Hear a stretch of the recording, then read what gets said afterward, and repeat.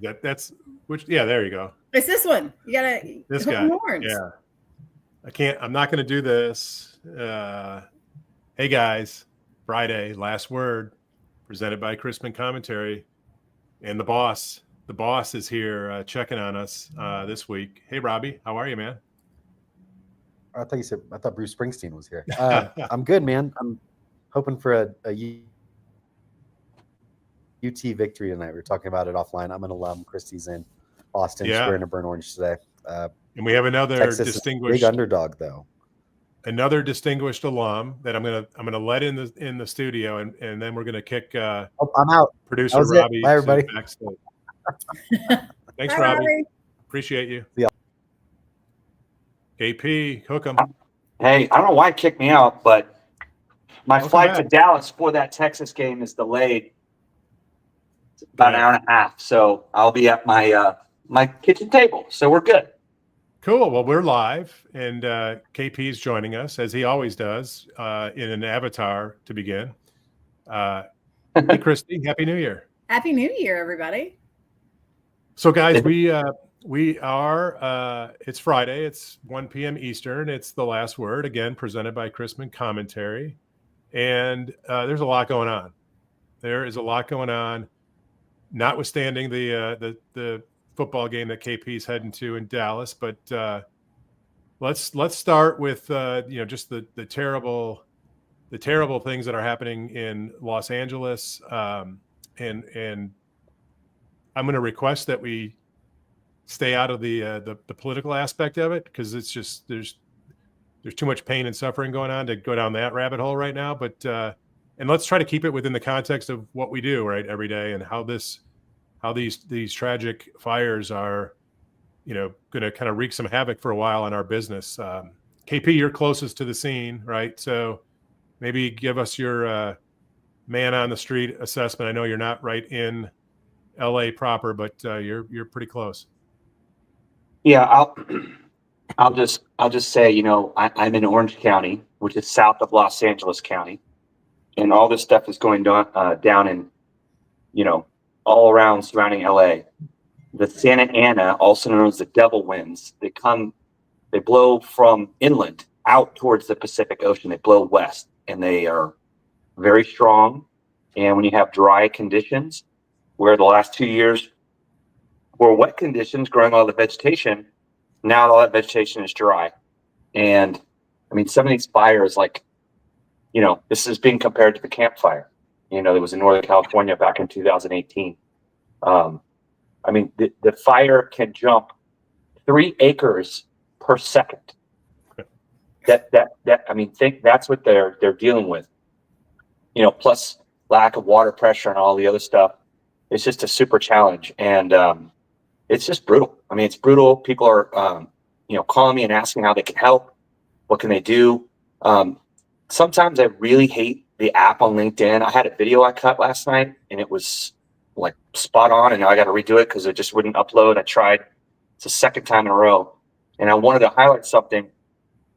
I know a lot of people nationally want to do something. They want to help, and what can I do? And so PRMG has a 501c3 called PRMG Cares, and you guys know we do our art auction every year.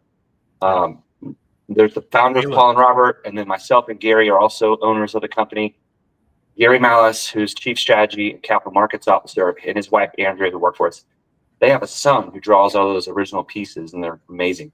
He's in Pasadena at the LA School of Art, and he had to evacuate. He's close to the Eaton fire, which is just destroying Altadena, which is a city next to Pasadena.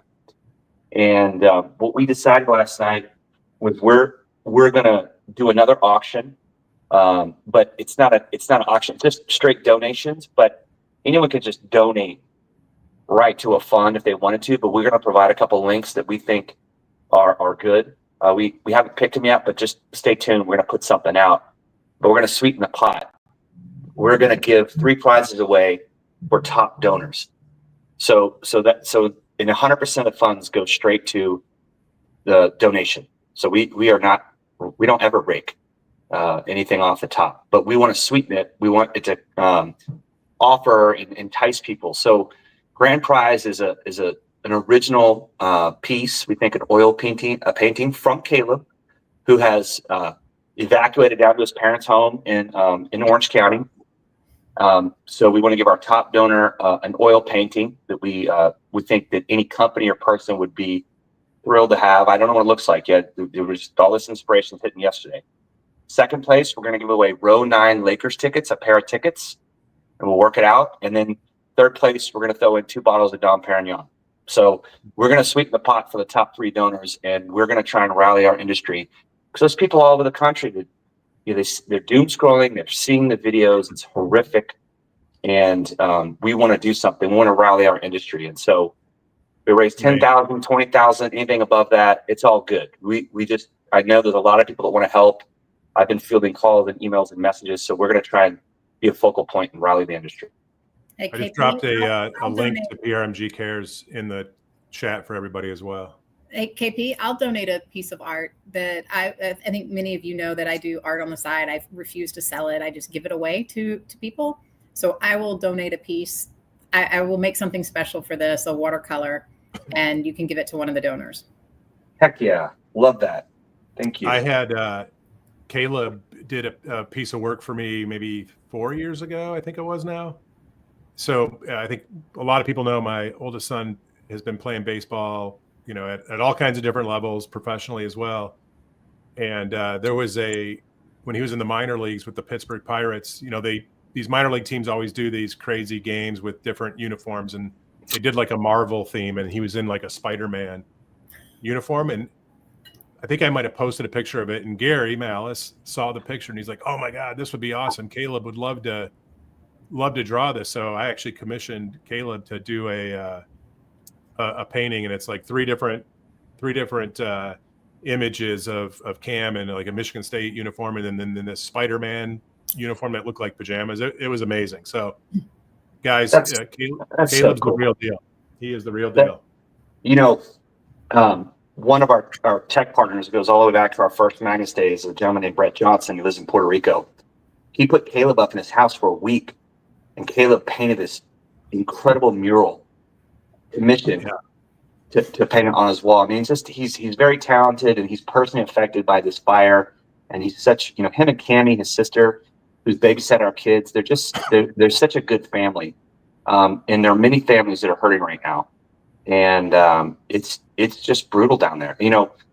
My construction partners, who see my videos when I do my little side hustle, they live in Malibu Canyon. So if anyone's familiar with the area, Pacific Palisades is by Topanga Canyon, and Temescal Canyon Road is right there. And this fire is creeping on the map west up the shoreline and uncontained. And if you've ever driven up PCH to Malibu, I just took my partners to dinner at Moon Shadows. Completely lost that restaurant. Duke's, I think, is hanging in there. And Pepperdine University is right there. And Malibu Canyon Road goes up behind Pepperdine, and in the very base of the canyon is a road called Piuma. And my construction partner is my good friend from the University of Texas, Jason. They live right there at Piuma in Malibu Canyon. They had to evacuate. They're just allowed to go back in their house today, and they're trying to grab as much stuff as they can, and then head out to Rancho Mirage and crash with their parents and in-laws, for like a week and see what happens. And just pray the fire doesn't destroy their home, And one of my loan officers has a cousin who completely lost their home 2 days ago. I have a fellow co-owner from Picasso who owns a house at the 8th unit in Malibu. She liked the area so much, she moved from Vegas literally 2.5 weeks ago, rented a house in Pacific Palisades, right on the cliff, and has all of her stuff all moved in, completely burned to the ground. She had 35 minutes to pack her shit up. The police officer would not let her. She had to rent a car that morning, Tuesday morning. The police officer would not let her go up the hill half a mile and just load up a truck. So she ran down the hill, got to the police officer, ran back up the hill half a mile, loaded up her golden doodle and 2 suitcases with rollers. And that was it, her entire life belongings, and completely lost. So I personally put her at my house. I have a condo in Rancho Mirage. I said, she can stay there for a month. And if she needs longer, get stable. So I personally put up someone I'd never met. I went a chance to meet her yesterday.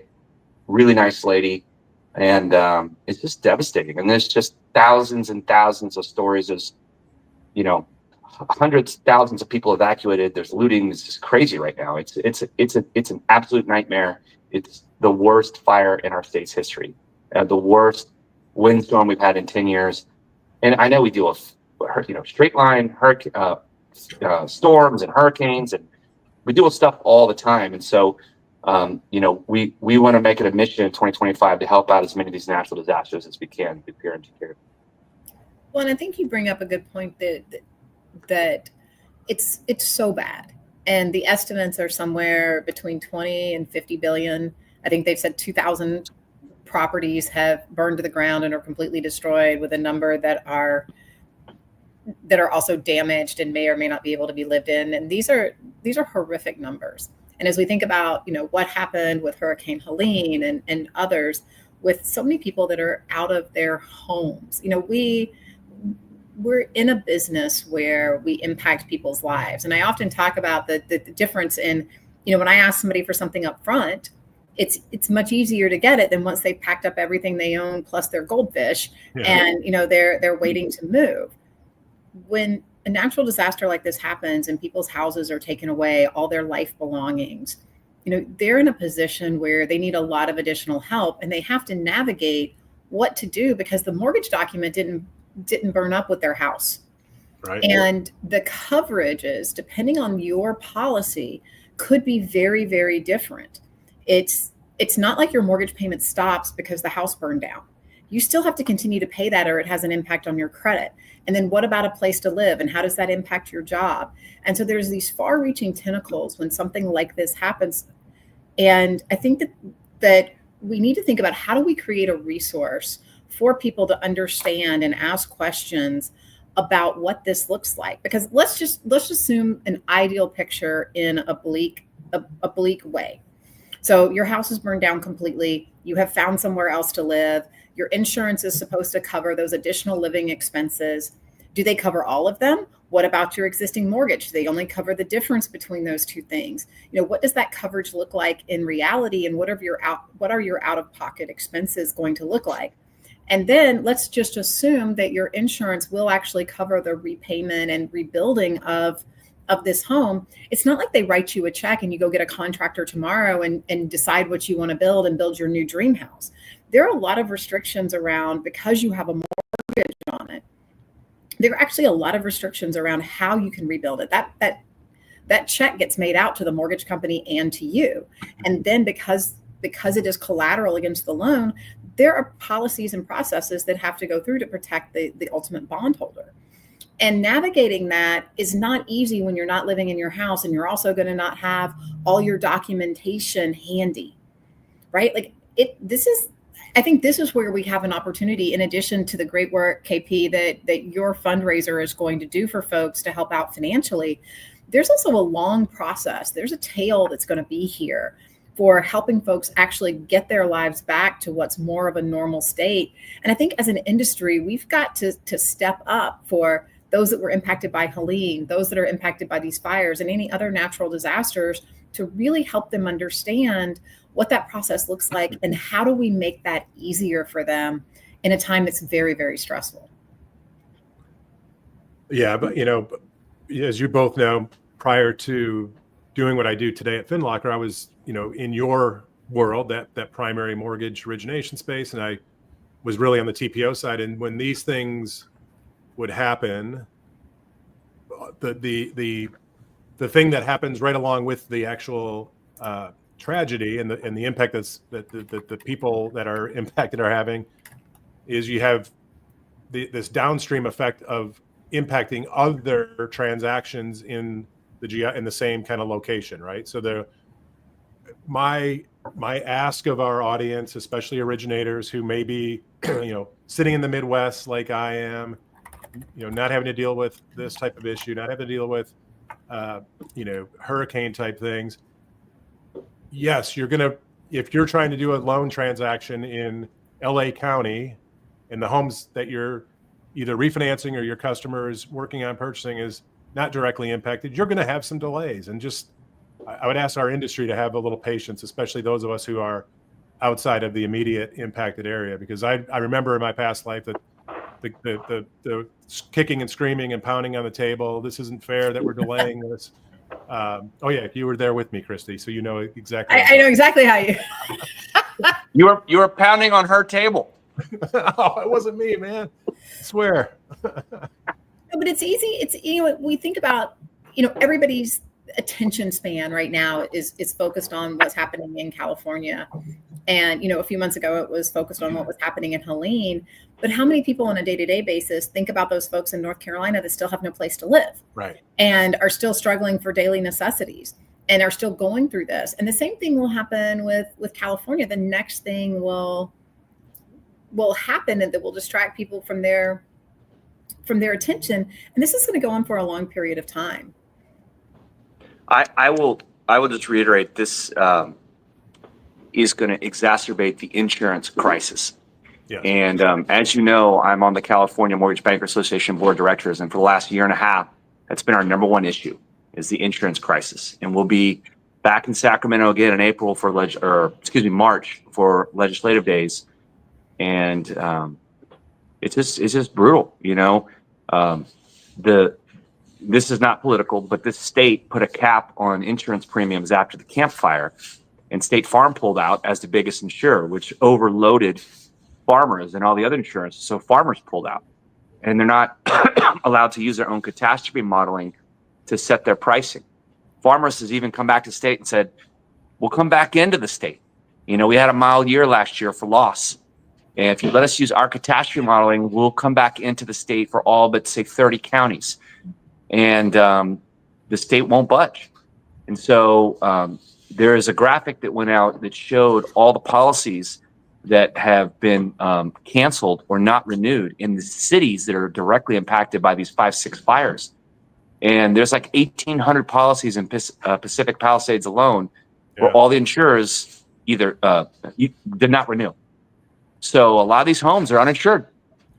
And so severely underinsured, depending on the, because you have the California Fair Plan, right? Yep. Which I know it's not apples to apples in terms of coverage. One of the things I just read this morning, and I wish I could find it to kind of go specifically, but specifically with that Fair Plan, in terms of the estimated loss of homes that are covered under Fair Plan, somewhere around $5-ish billion is what they're estimating.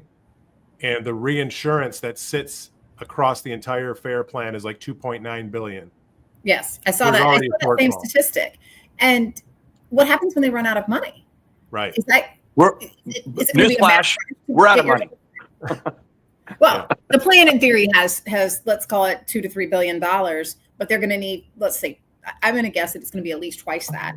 Yeah. When you look at the numbers that Jamie Dimon shared from Chase, he's saying north of $50 billion in terms of losses from these fires, and the insurance is not going to cover all of this. So this is going to have a massive impact on people's lives in an environment where we're already stretched. We have an amazing audience of experts. So thank you, Jennifer. Appreciate that. Jennifer, you have, and if you guys aren't following Jennifer and reading a lot of the stuff that she puts out some amazing things. She has a really good post on this California wildfire and the insurance. I'm going to call it an epidemic, the insurance epidemic. I encourage you to go look at that. I'm going to drop Jennifer's profile in the chat. People need to go follow Jennifer. And thank you, Jennifer, for those comments. Yeah, the Fair Plan is the state-run plan. One of the things that the California MBA achieved last year is we said, look, at a minimum, people are calling and waiting on hold for 2 hours to talk to them. You got to beef up your staff. So we got them to beef up their staff and their customer service staff at the Fair Plan, just to give basic service, And so it was a small win, but this poor lady that just lost the house she was in, that she'd been in for 2 weeks. She had a quote for renter's insurance in her inbox, and she was trying to finalize it even as of Tuesday morning. And she was kind of going back and forth with them on the pricing and this and that. So that night, her house was completely devastated. So she had no insurance. Lily,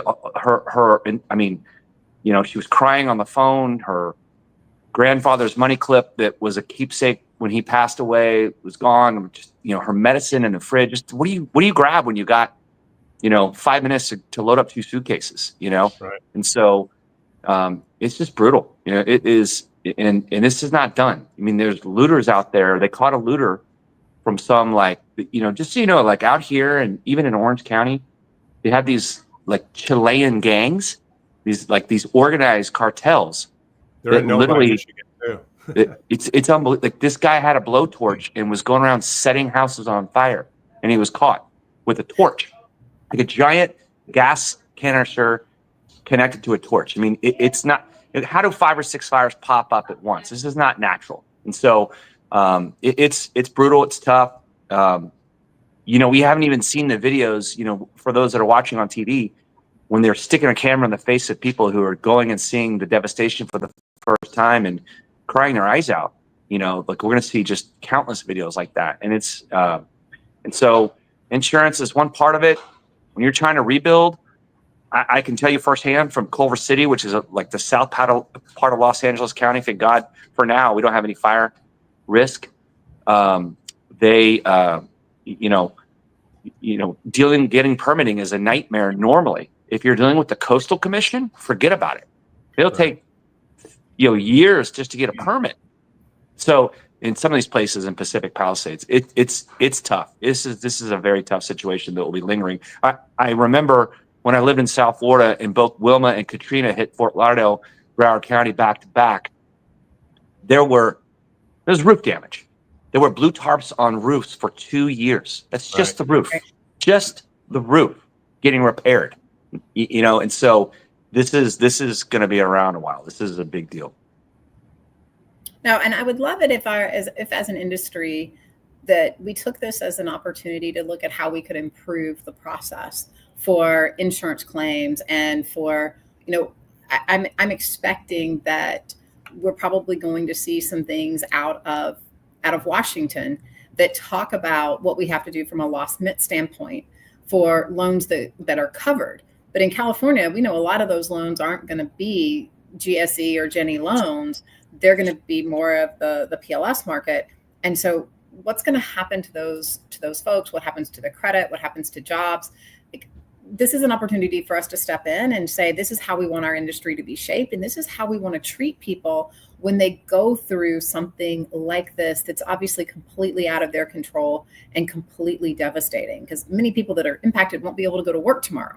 Right. And they won't have, may not have an income. And we know from the savings rate that not a lot of people can go many months, many weeks without their paycheck and the burden of additional expenses. So an opportunity for us to come together as an industry to step up to really care for the folks that we serve. So I hate just like shifting gears because it seems cold, but there's other stuff going on right in our industry. Again, from our little world here on The Last Word, our thoughts, our prayers, are to everybody impacted and anybody that's there, that's on the ground helping. Thank you.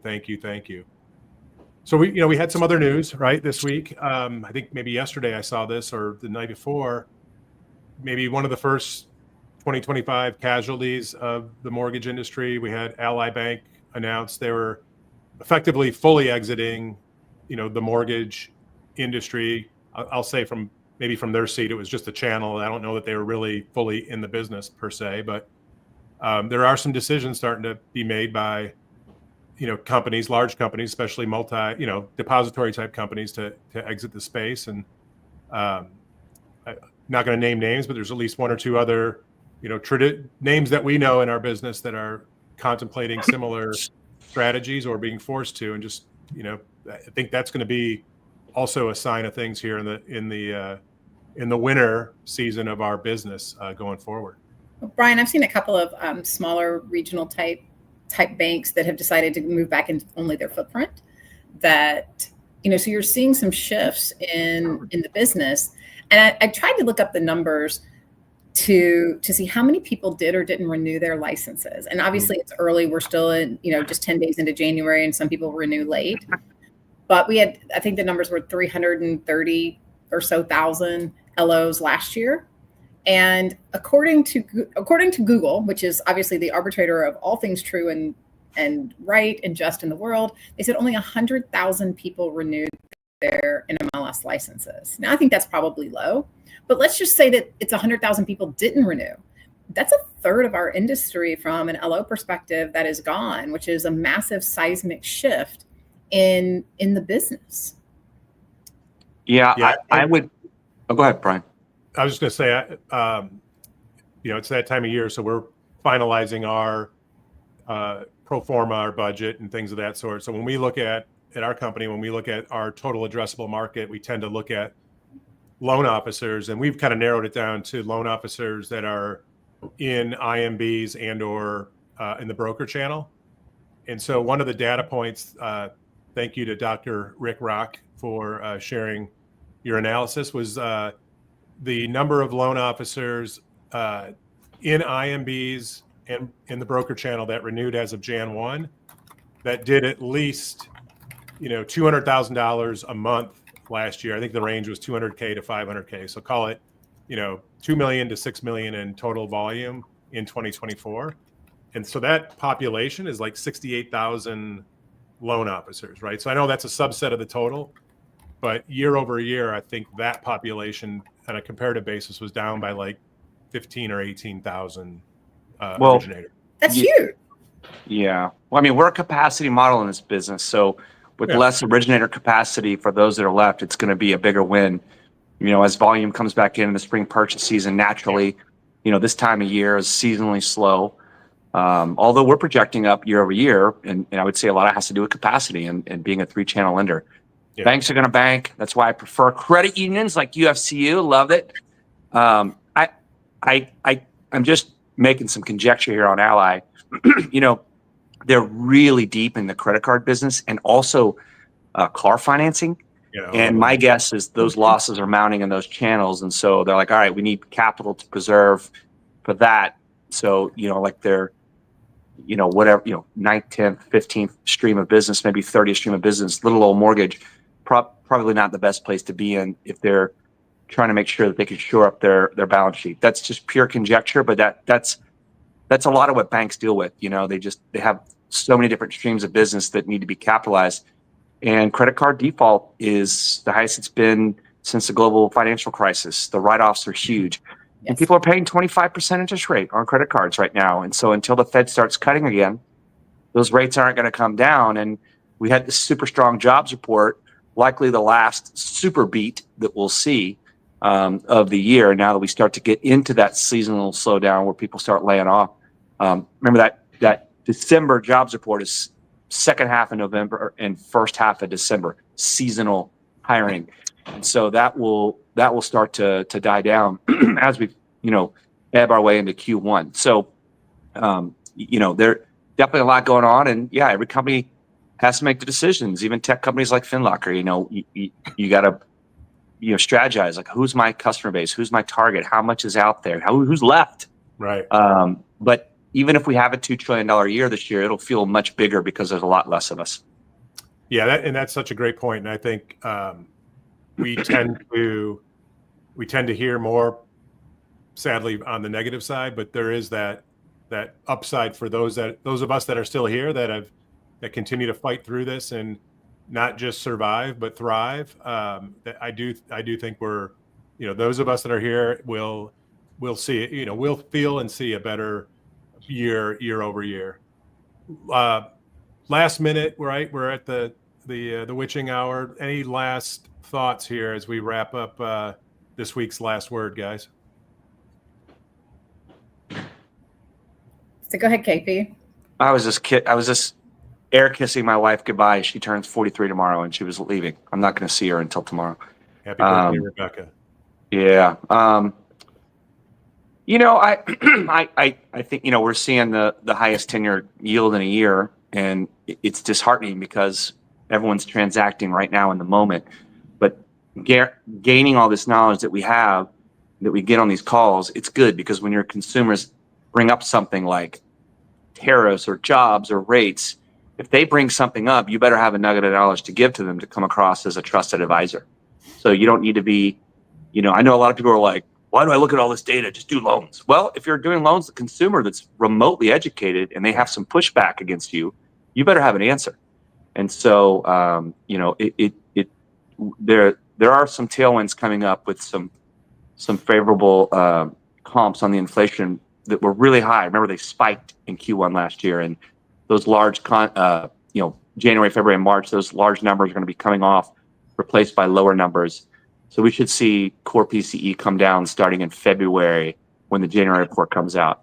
And I still think labor is going to soften. So it just takes time for higher interest rates from the Fed to work to the system. So hang in there, keep grinding, keep pushing, keep talking to consumers, set them up, get them ready. There's a lot of pent up demand. People want houses, and that people need a roof over their head. Love that. I agree. It's the effort that you put in now to build your pipeline and build your database and make sure that you stay in touch with them with valuable information, because the market is moving very quickly. Things are happening, and being able to pass along that education and being that trusted source, as you mentioned, KP, is invaluable when you can build today for what is the future. It's short-sighted to focus on only what's going to close in the next 30, 60, or even 90 days. A lot of the relationships, we're kind of going back to that era where people aren't just closing immediately, that you're building for 6, 12, 9 months from now. So continue to do that and continue to get stronger. Build the relationships within your community, within the loan officer community, within the lending community. Learn and grow. I think we're going to see some changes that come from Fannie, Freddie, Ginnie that will impact our business. And it behooves all of us to really know and understand what those guideline changes are going to be and how they're going to impact our borrowers and where we should be advocating differently. This year, if the industry continues to contract and the numbers, let's assume that Google is right, the numbers continue to contract with the people that are left in the industry, each of us is going to need to continue to step up and sharpen and focus our A game and be better for those that we serve. That is the last word right there. Thank you, Christy. Thank you, KP. KP, safe travels. Hook 'em. Looking forward to seeing you Chrisman. guys. Commentary. I know. Well, and Jody's not on here to talk about Ohio. She's definitely betting on Ohio. So next week we'll see who was. We'll see who comes wearing the colors next week. I'm gonna go brave the snow and ice in Dallas in a few hours. So, see you guys in Austin at the IMB in a couple weeks. Yeah. And we'll be back on next Friday. See y'all. All right.